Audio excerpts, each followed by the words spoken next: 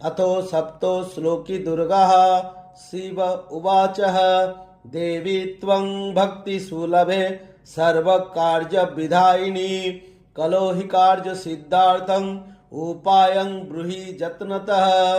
अथो देव उवाचः शृणु देव प्रवक्ष्यामि कलो सर्वेष्टसाधनं मया तवेव स्नेन प्रेम्य स्तुतिः प्रकाश्यते।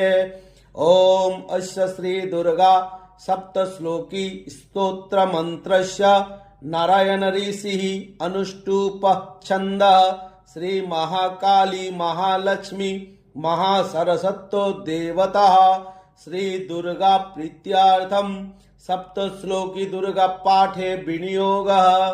ओम ज्ञानिनामपि चेतांसि देवी भगवती सा बलाद कृष्ण मोहाय महामाया